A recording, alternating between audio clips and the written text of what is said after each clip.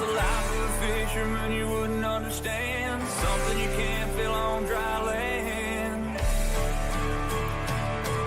Gotta get your arms way up in a cage and set the hook on smallmouth bass, and then you'll understand. Gotta get your hands on a Shimano reel and a G-Loom that's trying to bet you like what you feel. Step on a deck, give it a whirl. Hello, welcome to my world. What's going on, all you Facebook Live and YouTube Live fishing freaks?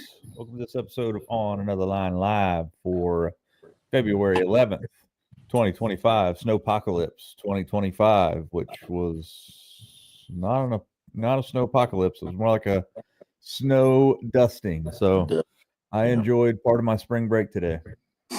Yeah, it was nice. It was nice. Yep. So anyway, last week we had a stellar show, and I apologize for being like shrunk down in this one little area right here. We've been talking about it for weeks. My computer chair is broken, and you know when I remember this? About 5 minutes before the show starts, because I rarely sit here. And then I'm like, I sit down, I'm like about to fall on the floor. I'm like, holy crap, should have got a new chair this week. Well, guess what? I haven't. So that's why I'm all cramped down here. I got my chair like wedged underneath my computer desk and trying not to fall. It's going to be funny one day when I fall out of this seat, because it's going to break, and like I have this irrational fear that this like stem that's holding this seat is going to like go through my body somewhere. I can't help you with that, man. No, so like it'll be like the first death on Facebook Live ever, unintentional. Well, I definitely really enjoyed having Zaldane on. I thought it was really cool to have somebody so knowledgeable, especially on bait making. Like we had Bait Man on here not too long ago, maybe a year and a half ago. And I really enjoy having those guys that just know how baits run and how you tweak them and things like that. I don't know. It's something I know so little about. Yeah, for sure. So if you guys missed it last week, you missed a slam banger of a show. We had Chris Zaldane on, who we met him personally at the Great Outdoors Boat and Tackle Show 2 weeks ago. We were supposed to have Zaldane on tonight. We were working on posting I was making a flyer to send out, and JR sent it to him, and he's like, oh crap, I thought it was at 8 o'clock in the morning and not 8:30 at night. So which would have been 7:30 in the morning for him. Yeah. So with that being said, that didn't happen. He's like, let's do it tonight. So that was last week. So I apologize. We didn't get a ton of information out there to you guys, and really apologize to him, because we kind of like just left. We kind of let the ball. Wow. A thing of hooks just fell off this thing behind me and hit the floor. Anyway, we just kind of went and we rolled with it, which was an amazing deal. So it was one of those things where, once a year thing, we get an opportunity to have a conversation with an absolute hammer in the fishing industry. And I'm with, a lot like JR. I love talking to people like him. Like, I'm sure you guys have seen where I've been like chunking parts of that show and making them shorts and stuff for the Facebook and YouTube. But it, like that new bait that he has out with 6 Cents, like if you don't follow him on Instagram and you're not looking at that bait, like he claims that it's going to be one of the only soft, like gizzard shad style harness baits that you're going to need. And it runs like it's the coolest looking bait I've ever seen in my life underwater. And I think he's right. He even said it the other day. He said the white one that he has right now is kind of a crappy collar because it's super bright white, but they're going to have, more collars coming along. And I think you get something that's more gizzard shaddy. It's going to be a game changer. As long as it has sticky, sharp hooks. Well, I mean, you got to figure it's going to have some kind of Japanese hook on it, right? It's going to have like BKK or I don't know if 6 Cents makes their own stuff, but you got to figure. I mean, I don't think they make a hook that's not sticky sharp anymore, right? It's like that's the gold standard. Yeah. It's kind of like spaghetti. You got to throw it on the wall and it's got to stick. Maybe that's those hooks that just fell off here were not sticky sharp. Yeah. Well, I think it's I liked how he kind of broke down what his setup was, and I've always kind of shied away from 25-pound fluoro. I mean, that sounds like unbelievably heavy, but honestly, I remember asking Brad about this a couple of years ago, and he looked at me and he said, "Yeah, you should probably use 25-pound tests." I was like, "Well, dang, if Brad and Zaldane are saying it, Yeah, for sure. must be What's true." up, Strix Marine Plus? We didn't get to spend a whole lot of time on it last week, but because of Zaldane on there, and he was way more interesting to talk about than us. Hey, what's up, Tyler? But Aaron Strickland called me from Strix Marine here last week before the show, and was pitching some new products that he has available on Strix Marine. Let me make sure that his website is true, and I'll post it here.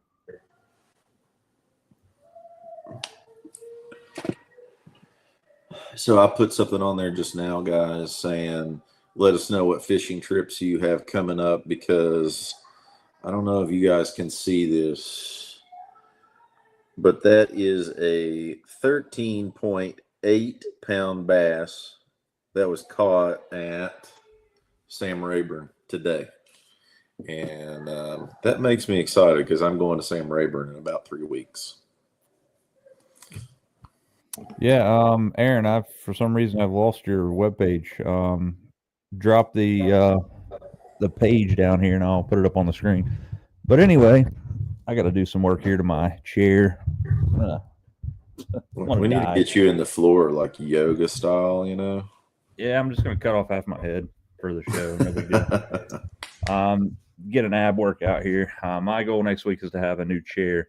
But anyway, he was talking about a couple products that he has that is that I am interested in. One, Big Al Speed Shine, which is new boat wax, kind of like almost like a Maguire's or Lucas, the spray wax and stuff for your boat, RV, ATVs and stuff. They do have that there.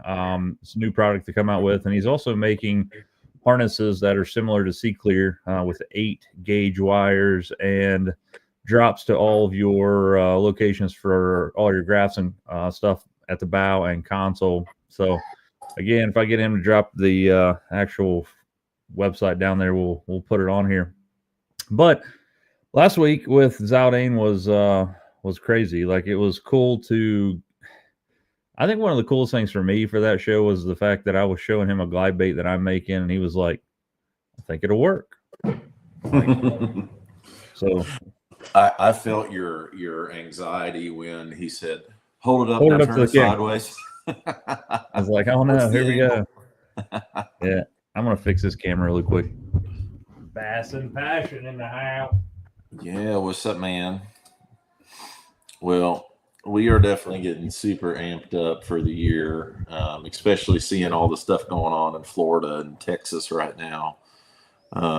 It's kind of seems to be really the only place that's kind of hit it off. I think Bass has an event that starts tomorrow at Sam Rayburn, and then I know there is a MLF event that's soon in Florida, and I think the Bass Elites have something coming up pretty soon, maybe in a couple weeks.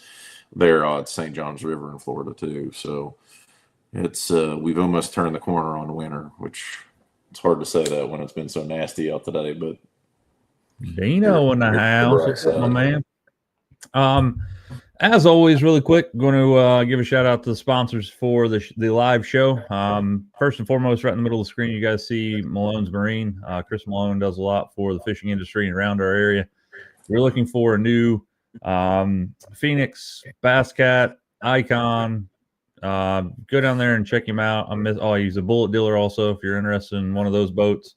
Go down and check him out. Humminbird, Garmin, all the boat accessories you could possibly ever want. He's got a hold of it. Obviously, G Loomis, Shimano, which Shimano just came out with some new reels and rods. Really excited to get my hands on the Outlier, which is their glide bait rod or bigger bait rod, which is pretty cool. Goes up to an 8-footer, I believe. 2-piece, which I think is cool if they can make it just as, when you think about a glide bait rod or a big bait rod like that, I don't think it has to be super sensitive, right? Because if it's going to eat that bait, you're going to feel it. But it has a longer handle, has a lot of cool stuff on there. They've come out with new tranks in the Bantam frame. But I was showing JR the other day, unless they change it, it's a 300 size. So it's going to be big. I was hoping it was going to be that 150 in that Bantam. So basically it was just like a Bantam, but a Tranks. I think I said Bantam, but it's a new Tranks in a Bantam frame, 300 style. But there's a lot of stuff interested in that. Obviously, Loomis, in my opinion, is some of the best made rods on the planet. Border Sporting Goods and Ashland Solar Bat, which is having a 30% discount right now through it's through Valentine's Day, but it's going on right now. 30%, no code needed. You just add your stuff in there. It's 30% across the board on that. But after this, I do have a code for the On Another Line stuff. I think it's just Waller, I think is just it. So, I mean, I think it's still 30% all year round. MLF College on Seminole Friday. Matthew's down there. That's cool. Good luck, Matthew. I hope you're down there. I mean, I would love to be in Florida right now fishing. We're going to talk about where I'm going this weekend in just a second. And I'm going to show you something that I use to break down lakes that I've never been to. And Strick, you're going to like this where I'm headed here soon. So, this weekend, I got a 4-day weekend. Let's see what. Wow, 5 minutes from Lake Erie, Metro Park, where the river dumps into Erie, smallmouth heaven. That's awesome, dude. I love that place up there. But anyway, I am headed to Everett B. Jordan Lake in around Raleigh, Durham, North Carolina. I was there a few years ago, and I just can't figure out the lake. There's 3 lakes that I plan on hitting down there, Jordan being one, Sharon Harris being the second one, and then I'm going to go to Falls Lake one day. The weather is going to be less than ideal. It's not going to be snowing down there. It's going to be like 45 degrees to 65 degrees those 3 days. With like a 60% chance of rain, which, this time of year, man, if it's above 50 degrees, I'm okay with it. So we're going to Jordan. I'm going to show you guys here in just a second what a tool that I use to break down a lake, and that's the Humminbird, or I guess this is Johnson Outdoors One Boat Network. Now, there's a couple of things that I wish would happen with this app. I wish they had an opportunity for you to open it up on a web browser. That does not happen. Another thing that you cannot do with it, which blows my mind, is that you cannot open it up on an iPad. I guess I kind of understand why that is. Maybe soon you'll be able to do that with an iPad with the Explorer units coming out. One of the biggest things, one of the biggest gripes that I have with Humminbird is the fact that you got to buy a card for pretty much every region that's around here. You got the Southeast. So I bought a Southeast states card last year when I went to North Carolina. Didn't look at the amount of states that was covered. That was obviously my fault. I'm not blaming that on Humminbird. But I went down to North Carolina, plugged in that brand new card, which was $199, and I went on the lake, Jordan or Falls Lake, where I was at, and it didn't have any of those lakes down there. It actually was on the Mid-Atlantic card, which I have since bought. I bought it on Amazon this past week for $150, so I saved myself $40 there for a VX Premium card. But if you think about what you got to have, Great Lakes is one. If you go like towards, let's see, Arkansas, Oklahoma, Texas, Louisiana is called I think it's Southeastern states. So I had to buy that card for the trip that I'm taking here in a couple months. Just bought, again, the Mid-Atlantic states, which is like West Virginia, Virginia, North Carolina, South Carolina. If you go like to Pennsylvania, that's another card that's not covered. There's like 5 different cards that are all $199. But with the Explorer units, as far as I understand, they're going to have a lot of the base map from those cards on there. They are quite a bit more. From what I understand, the Explorer 12-inch is just about the same amount, or if not more than a 15-inch Solix. And I also learned that they're going to get rid of the Helix and Solix line, which blows my mind. So eventually, you're only going to be able to get an Apex and an Explorer, which I feel like the Explorer is nothing more than the Solix with better mapping. But the biggest you can get an Explorer in right now is a 12-inch. I have a 15-inch on my console. I'm never going to put two 12s there. Probably 15-inch does exactly what I need it to do. I can split screen there and still have 7-8 inches of each screen, which is plenty for me. Normally, I just have like my maps up on one side and side scan, down scan on the other. And then I have a 15-inch up front, which is kind of overkill. I could get by with a 12-inch there and be okay with that as well. But I think it's crazy that they're kind of like pigeonholing themselves into having two units, both of which are going to be touchscreen, and they're both astronomically expensive. Somebody told me that the Solix line or the Helix line would still exist, but you could only get the Helix up to a 9-inch. So if you wanted a non-touchscreen, more affordable unit from Humminbird, you got to buy a 9-inch Helix, which is crazy. Yeah, never heard of it. That is what I like about Garmin. I mean, base maps, sure, the mapping isn't quite as advanced, but that's the reason why I kind of have an intermix, because it's so hard to bite that bullet and say I'm going to buy all of these maps. Yeah. So another thing that one, you got to buy all those map cards. The other thing that's kind of weird about it is this app I'm talking about the One Boat Network. I'm going to show you guys in just a second. Is that you can't open it up on an iPad, which I think is why they're doing that. So you can't use it as a mapping system for your boat, because the One Boat Network app, to get every map, the premium maps across the United States, it's $25 a year, which is a far cry from $200 a card, right? So they're making sure they're making that money. But the fact that you can't look at it, I don't know, maybe Garmin does this with Active Captain. I couldn't tell you enough about it.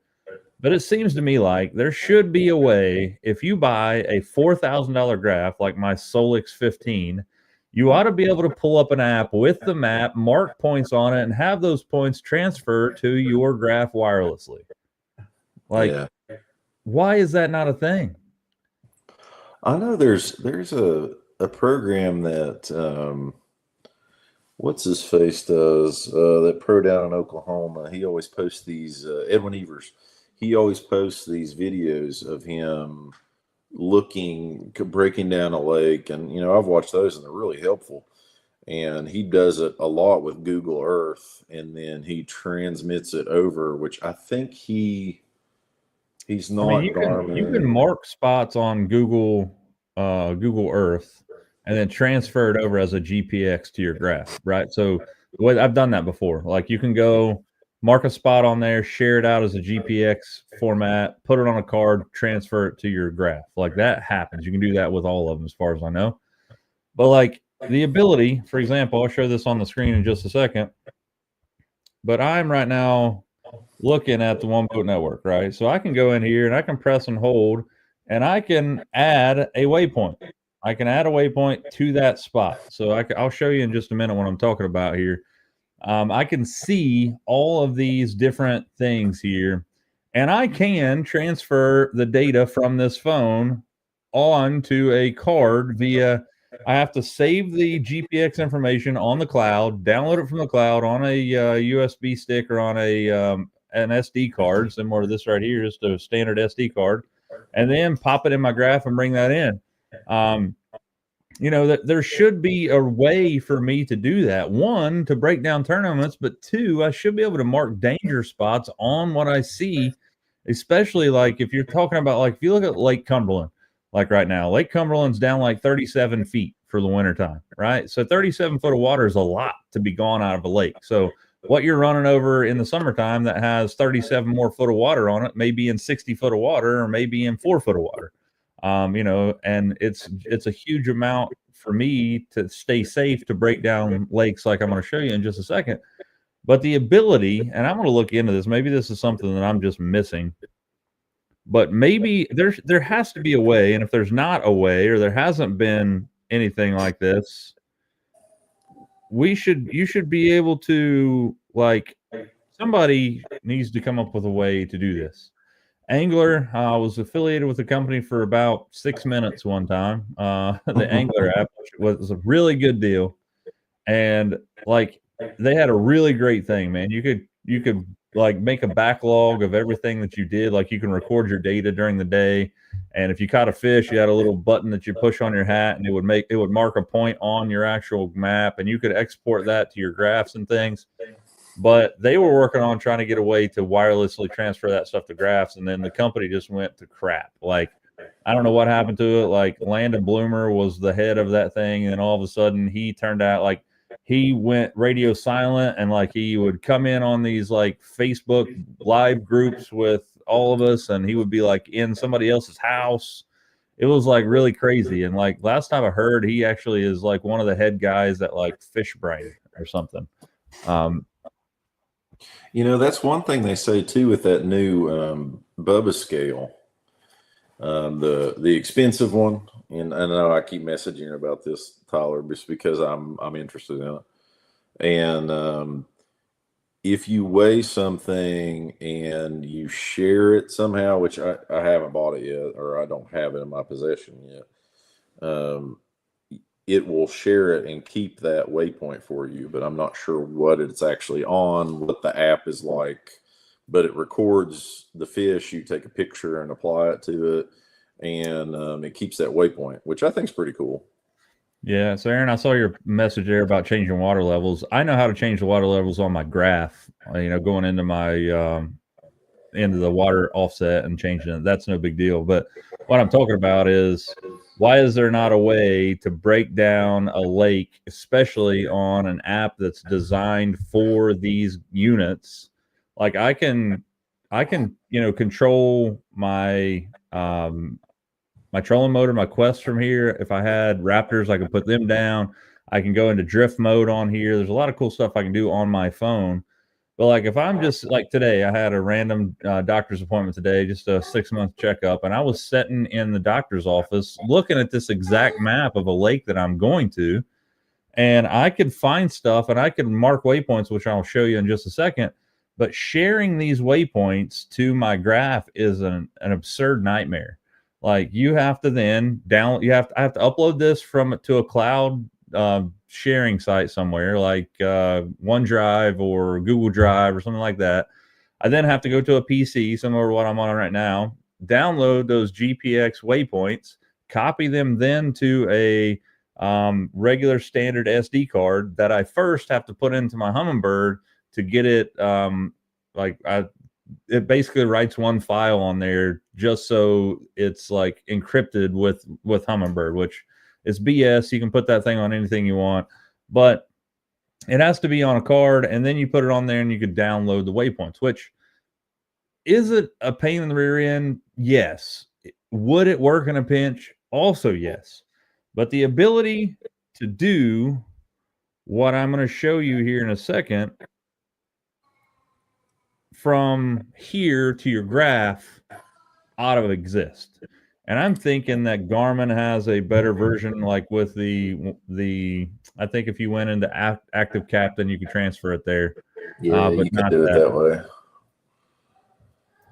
The mapping on Active Captain that I've had, I mean, Strick, you might be able to, a little bit more intricate than what I can do on it. But if you add waypoints, like the mapping on it doesn't look super great, but the mapping, you can put those waypoints on and they'll share it to your graph.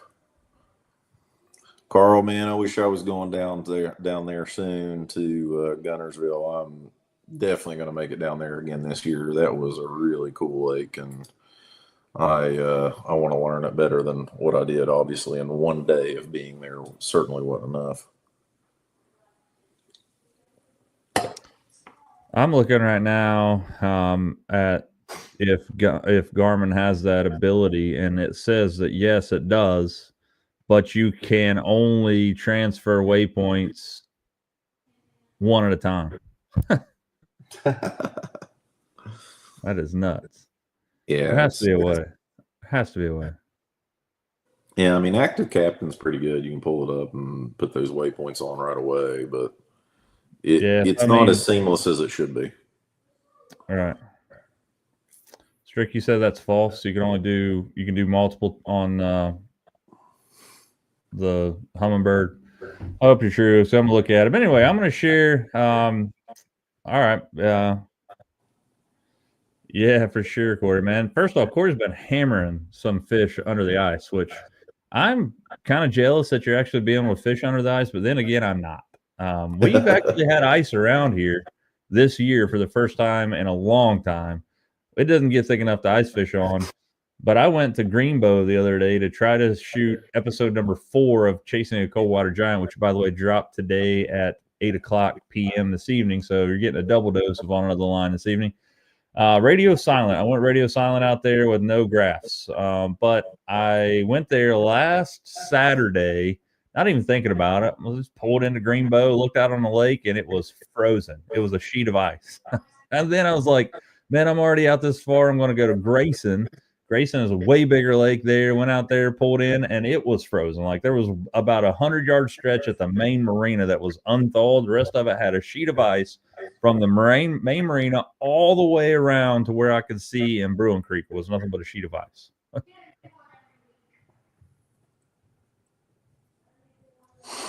All right. So anyway, I'm gonna have JR share the screen in just a second. I'm gonna show you guys how I go about looking at my phone to try to break down a lake I've never been to. Everett Jordan, or Jordan Lake, as it's known down around Winston-Salem, has my number. I've been down there 3 times.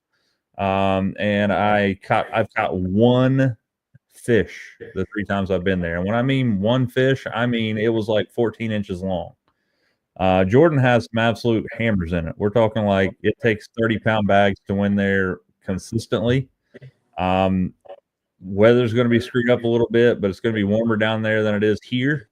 I got a 4-day weekend next week for we had a parent-teacher conference on Monday, which gives me an extra day off, which is Friday. President's Day is on Monday. I have a 4-day week. Speaking of which, I think I'm at liberty to tell you this, which has nothing to do with my trip. Those of you guys that are in the area and that you use the Cold Grove boat ramp often, I guess we can have a conversation here and just get your feedback as well for those of you guys that use it. I've been asked to be on what's known as a steering committee for a grant that the Village of Cold Grove got for beautification of the riverbank area. Also known as the Point. There's the boat ramp and all that stuff over there. The crappy thing is we can't touch the boat ramp. Anything from the water line up, we can touch. Anything from the water line down, it doesn't have anything to do with this grant. But some good news is that we're looking at taking those humps of dirt out and repaving that parking lot so we have more parking there. We're going to pave the road going all the way in there, make it a loop to get in and out, one way in, one way out, because it's really tight to get in there. Also going to add a lot more lighting down there so you can make it more easily accessible. So those are a couple of things that we see happening. I talked to another guy over the week, and he suggested putting a bathroom down there. There's a lot of stuff that's being talked about, but you're going to see here in the next 6 to 8 months a huge improvement with the Cold Grove boat ramp. Just the parking area and all that stuff. We can't do anything with the actual boat ramp. I've told them before, one of the dumbest things that I've seen any engineering firm do in my life was they put the floating dock on the downriver side of the boat ramp on Cold Grove, which makes 0 sense. The only thing it does is all that trash and debris over all these storms, it comes down and it gets lodged right against that dock, and it covers up the boat ramp 100% of the time. If they would just put that floating dock on the upriver side of it, only thing you would have had to do was push that stuff away from that dock a couple times a year, and it would be just fine. And you could always get a boat in there.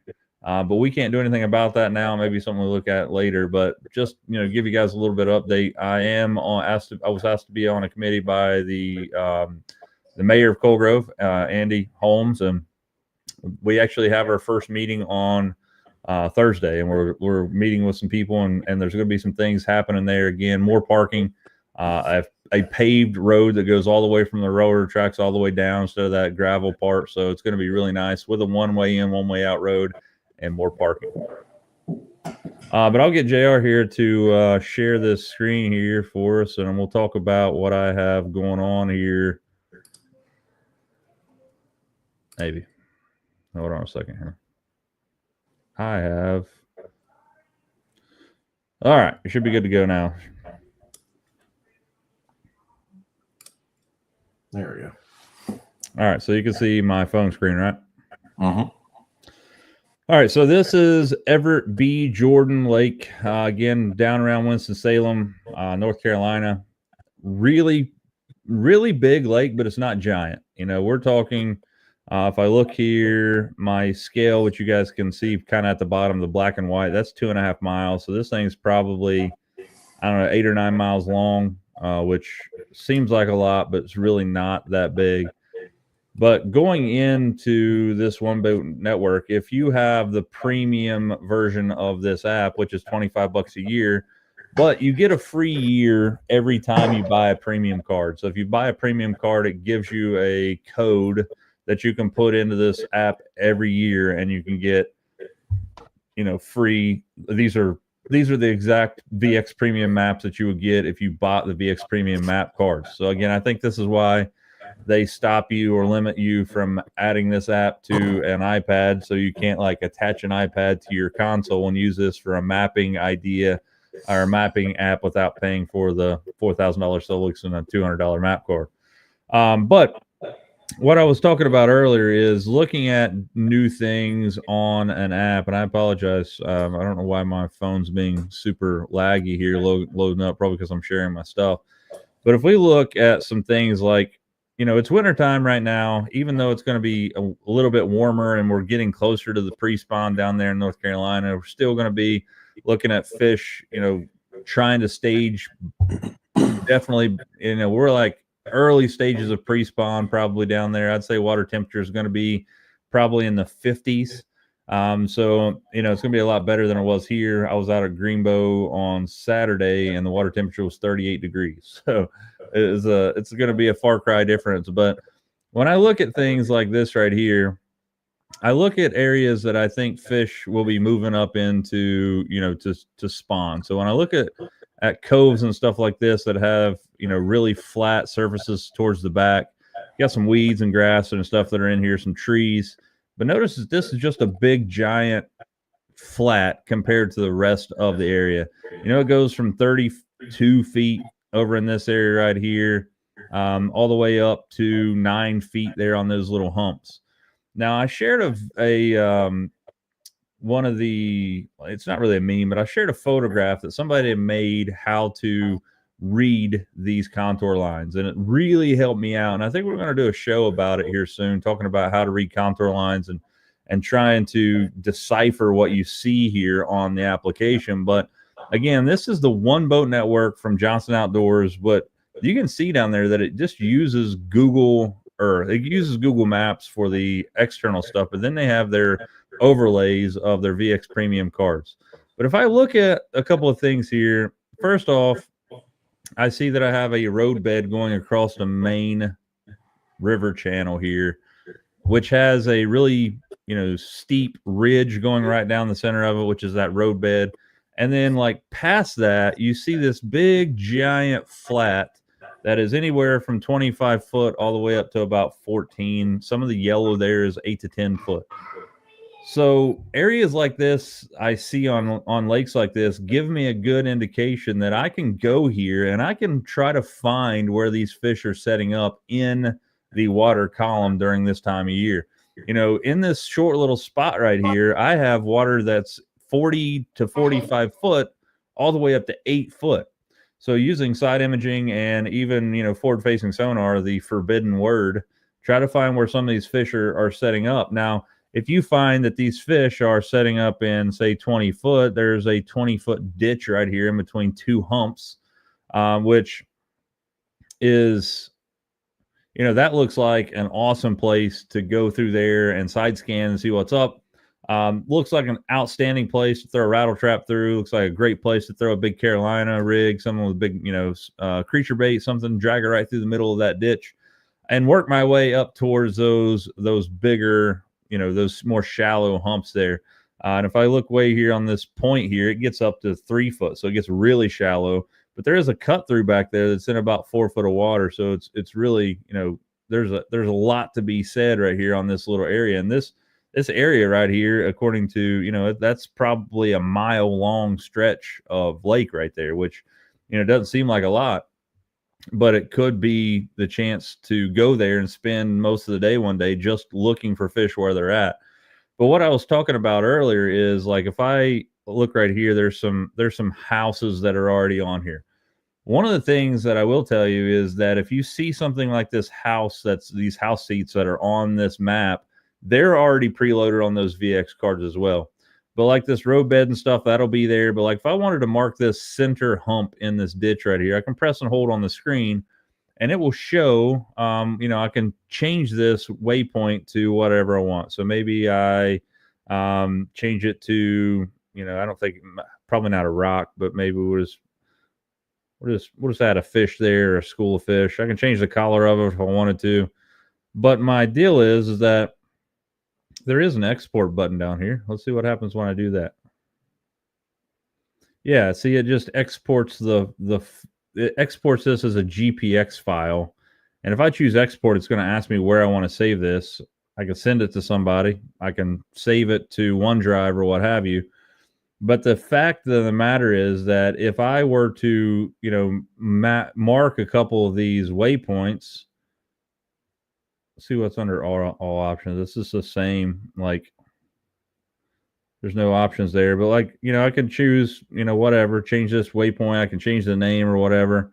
But there's no way for me to export these, you know, all at once, as far as I know, from the app. And I wish there was, because it would be absolutely awesome, because I use this app all the time to break down lakes. So, you know, let's just say that I was catching them, you know, in 20 to 25 foot of water. Well, here is another big giant flat that's in that lake that roughly fits within that. Now, this is one of the things that the electronics have taught me in the past, is the fact that I used to think 20 foot was deep. And I had to get out of this mentality that 20 foot is not deep.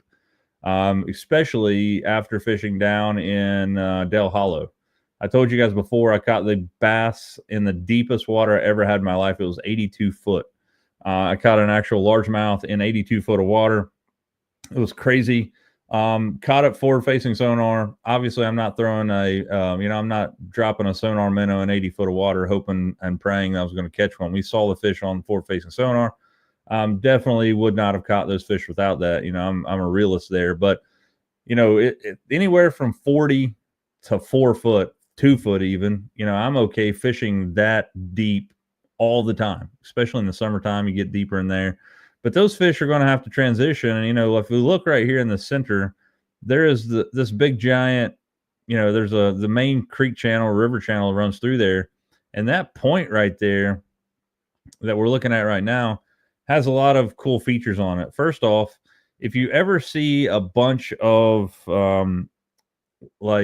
of those contour lines stacked all together really close, like you can see right there, it goes from like 43 to 31 ish. If you see all of those lines stacked really, really, really closely together, and Humminbird does a really good job of actually shading it, but that is a really steep drop off. It could be like a bluff, could be like a creek channel, which this is what that is.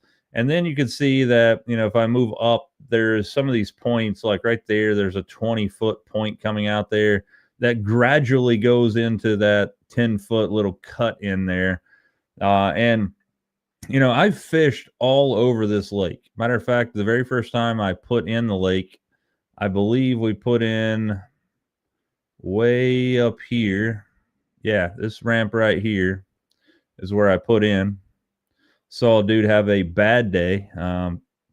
The cops were here on the dock, and they apparently gave this dude a breathalyzer and hauled his rear end up over the dock, and gave him, for what I understand, probably a DUI on a boat, which would suck. But, you know, I put in here, there's a lot of different ramps here, but like there's this, if you just look at this lake though, it's just like nothing but a big giant flat. It's like 14 foot deep everywhere. And then it goes really shallow I've heard some people tell me to get as shallow as I can. Well, that's probably true around the spawn, but I don't see them being uber shallow right now. But just the ability to have this and being able to see where I might want to fish is how I use this to break down areas. So, like, for example, I think where are you going, JR? You're going down to Sam Rayburn, right?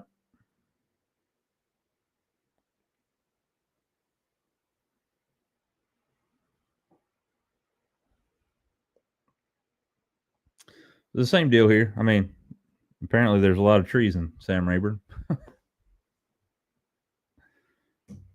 Just gives me a pretty cool way to share some stuff if I need to, but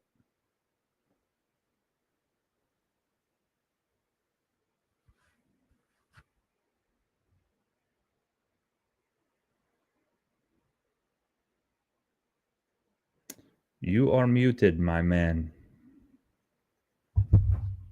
Kids were crying. I muted. I've been talking a lot. Andrew Six. What's up, Andrew? Again, that's just something I use, One Boat Network. I'm going to work on trying to find out a way to transfer that. Maybe if I do connect it to my graph through the One Boat Network. I'm going to stop sharing my screen here. You guys are not going to see, but if there is a way, which I know when I go back there, my data, there's 40 waypoints on here. Select all.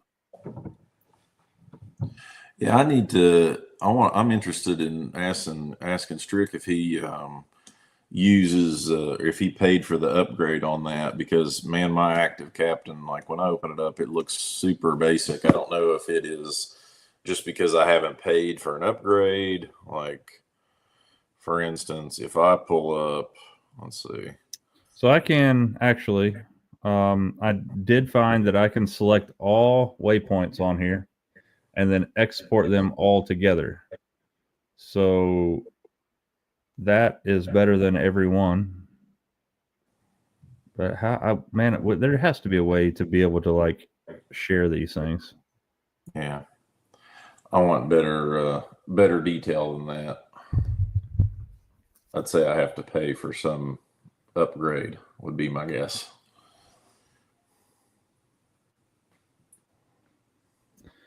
Yeah, Corey, like I'm excited to get down there because I have not I mean, there's so much to cover in those lakes, but it gives me a way because I got to work the next few days before I go down. I'm planning on, we have that steering committee meeting for the Cold Grove Boat Ramp project on Thursday at 6 p.m. So there's no sense of me leaving then. It's about a 4.5 hour drive from here to where I'm going. So there's no sense of me leaving at 6 o'clock. It'll be 10 o'clock before I get there. So I'm going to spend some time here. Going to sleep a few hours and head that way on Friday morning. Misty has been gracious enough to let me go fishing on Valentine's Day. So, oof. Thanks for that. I got her a massage though. She said a massage and I can make it happen. So did that. But like I'm gonna have to figure out a way here. And I guess maybe it looks like I can make different groups and then share them out. So if I can do them all at once, import them all at once, I'm okay with that. There has to be an easier way though to transfer that thing. I'm hoping that if I start the Wi-Fi on my graph,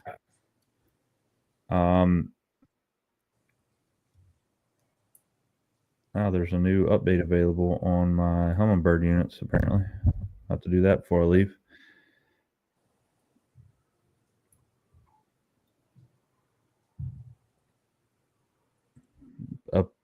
What?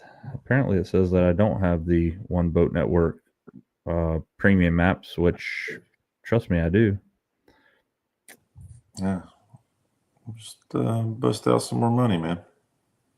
Yeah. BOAT, bud. Bust out another 1,000.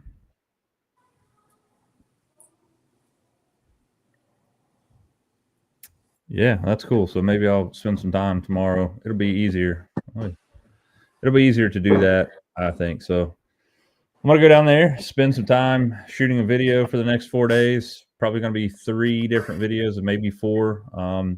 Went to Falls last year at this exact same time last year. President's Day weekend. Went down there. It was fairly chilly. It was like 40 degrees when I was down there, Misty and I ended up catching my PB, which was 6 pounds, 8 ounces at Falls. So I'm really excited to go down there to try to catch another one. I'm going to bring you guys along with me on the YouTube journey. Speaking of which, let me check out what's happening right now on the old YouTuber. I haven't looked at it in a while. 5,555 subscribers as of right now. So that is a change of almost 400 subscribers this month, which is crazy. Think that I will give credit where credit's due. I'm sure you guys saw the video where I caught a fairly large trout. It was like 24-inch rainbow trout at Greenbow. Put that on there as a short.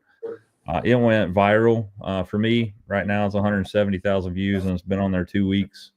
252 subscribers just from that one video. So turns out you just have to get shorts to go viral and people will follow you. I think people are getting tired of watching long form content, but you also don't get paid as much for shorts as you do long form. So if I had 100,000 people watching long form content, I would make hundreds of dollars on that video as opposed to dollars on that video. Yeah. They know our sense of attention.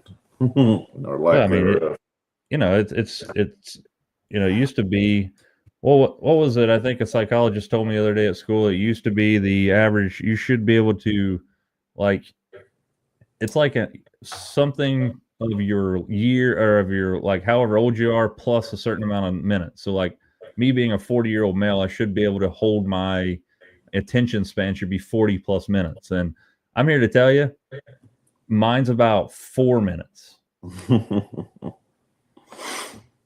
I guess I can think TikTok and YouTube Shorts and like watching a show. You watch a show right now on TV, it's like 4 minutes of clips and then 8 minutes of ads. Oh, man. But yeah, so a little quick. It's supposed to be a quick show. We're at 45 minutes. We're at that ending point anyway. So headed to Jordan this weekend. Going to do a little fishing. I'm going to make a video of every day that I'm down there. Catch them or not. Those of you guys that are into the cold water series at Greenbow, I caught a fish in 38-degree water temperature. It was not a giant. It was about 14 inches long, but it was 38 degrees. I went out there radio silent, turned my graph off 99% of the time. I only turned it on twice to check the water temperature. Haters will say I live scoped the fish I caught because I had my graph on. I bent down, turned it on, made a cast with a jerk bait, caught the fish. But somebody's going to be like, oh, he was live scoping. He wasn't turning all this stuff. He turned it on because now he's catching fish, wasn't catching fish. So I know somebody's going to say that, but is what it is. Went out there thinking that those fish get pinged to death with people out there with graphs and stuff. So tried that. Didn't work. Water clarity was perfect, though, for me to catch an absolute giant out there at Greenbow. Crazy amounts of water in that lake. Matter of fact, the lake was, luckily it has a spillway, or I don't know how to get my boat out of there because it was almost in the parking lot. It was right at the top of the parking lot. Jeez. But it was cool, but it's out there on YouTube if you want to. It's fairly lengthy. It's like 35 minutes long, about 25 minutes of me jabbering and 5 minutes of a fish catch. So there's that. But with that being said, I appreciate it, Corey. I heard a little bit about this, Brian. My buddy Tyler was telling me that this might be an issue for river fishing. So I saw it on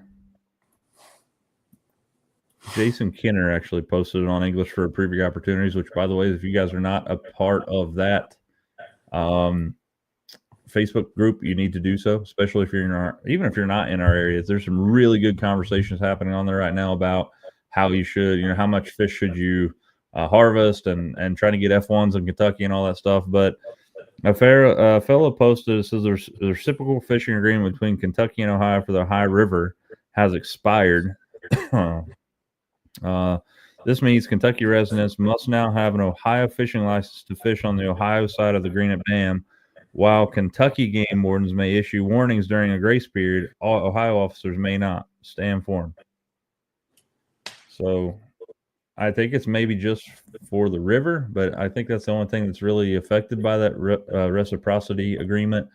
As far as I understood, that you could fish anywhere within the state, like of Kentucky or Ohio, like in the tributaries of the Ohio River with either license, but you could not go past the first embutment or the first, I don't even know, I guess the word I'm looking for, obstacle, like a bridge. If you come to a bridge that ran across it, you couldn't go past that. If there was a log across the lake or across the river, you couldn't do that. So, like, for example, if you had an Ohio license and you wanted to fish 12 Pole Creek in West Virginia, you could do that with an Ohio license. They have a reciprocity agreement as well, but you couldn't go past that bridge up there by Camden Park.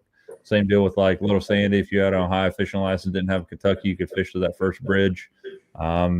If you were from Kentucky, you could fish up Ice Creek to the bridge or Storms Creek to the bridge. But I heard the other day that is truly not happening anymore, the reciprocity thing, which it's just a money grab in my opinion. Donald Trump, national fishing license. Make it happen. Make America great. I think I would pay $500 a year for a national fishing license. I think I paid that bunch in. I have last year I had Canada, which is obviously a different country. It was $100. Michigan, which was 70. I think it's 77 for the year. I had a Kentucky, which is 50. I had Georgia. I had Mississippi. I had, I think I had an Alabama. Definitely had a North Carolina, South Carolina, and a Virginia. So I easily paid $500 last year. Mm-hmm. I mean, because if you think about nationally, how that happens is if you paid $500 and every state got, $5, right? Or $250 or whatever it would be. Yeah, I mean, I wouldn't have given Hawaii $5 for my bass fishing license, Right. So I mean, that's the deal. So, if it was, you're giving every state $5 for buying one of those things, and you're right, like it's taking money away from this state that I would possibly get. But look at how many people in every state buys fishing licenses that nobody else gets, the state doesn't get. And we all know the national government's all about trying to, rape us for everything we can get, especially taxes. So if they made a national fishing license and cut all the states out, they wouldn't care. States would suck because, they wouldn't be able to, oh, wait, they don't stock fish now. So, oh, yeah. Mm-hmm. Trout, by the way, unless the snow kind of got them off track, they were supposed to stock trout in Greenbow tomorrow. I think they did end up pushing it back. I think something came across. I saw it was like Paintsville was they were doing Paintsville. Yeah. I would say it's probably the same deal. Yeah. F1s, not trout. Come on. I'd say both trout and F1 because F1s are going to eat the trout and make them bigger F1s. But anyway, if you guys saw the video today out on YouTube, I appreciate you checking that out. If you haven't subscribed to my YouTube channel, please do. I have a 6,000 subscriber goal by the end of this year. If we get more subscribers I can get on the YouTubes, better off I can do with getting some sponsors in here and getting some deals for you guys is also getting some cool people like Chris Zaldain on the show. Makes it a little better when they can come on and share their sponsorship with 10,000 people as opposed to 10. So the more people we can get out there, the better it's going to be. So I would appreciate it. Hey, Jared, what's up, buddy? Need to have you on the show one day. But the deal is, that's the deal. We're going to go out and do some fishing this weekend. I'm going to Everett B. Jordan. I'm going to be going Jordan, Sharon, Harrison Falls. Probably those three, unless I go to one and just absolutely start whacking them one day. I'll probably just keep going back to that lake. But I'm about 45 minutes in any direction from all those lakes. So we'll probably definitely hit Jordan, definitely hit Falls. There's a Hyco is there. Hyco is a pretty good lake. It's a weird lake. It's I don't know what you call it. Private trophy lake, something weird, but it's like $75 a year to put your boat on it. It's like $25 a day or $75 a year. You have to have a sticker on your boat or you will get ticketed on there. As far as I know, it's privately owned. It's crazy. I don't know, but new show coming at you guys next week, next Tuesday. Again, I'd like to see some people on, even if it's you guys. Love to have you guys on here and talking fishing. We're not pros, and I feel like we're outclassed when pros are on here. So let's hop on, talk fishing every Tuesday at 8:30. And the only thing you got to have is a cell phone and decent quality internet. So, and it really doesn't have to have that. Yeah, Jared. Like I said, I'll reach out to you this week. See what's going on. By the way, guys, my boats for sale. It's out on Facebook Marketplace. It's on my Facebook too. There's two different ways to buy it: the way it sets and re-rigged. So I think I dropped the price to $17,500 re-rigged and $30,000 the way it sets. And I believe the $30,000 is an absolute steal for the boat. It's got $17,000 for the upgrades I put on there this year. So two Solix 15 Gen 3s, 12-inch. Garmin Echo was the Echo Map. It's not the Echo Map. It's the Ultra or whatever it is. It's not the Echo Map. I wish I had the Echo Map. I wish I would have splurged and spent a little bit more money. Having the ability to share the screen on my phone and screen record it would have been a game changer for my YouTube stuff. Didn't do that. Regret it, but it was another $1,000. LSV 34 just put a Powerhouse 150 amp hour lithium battery in there for the cranking and the electronics.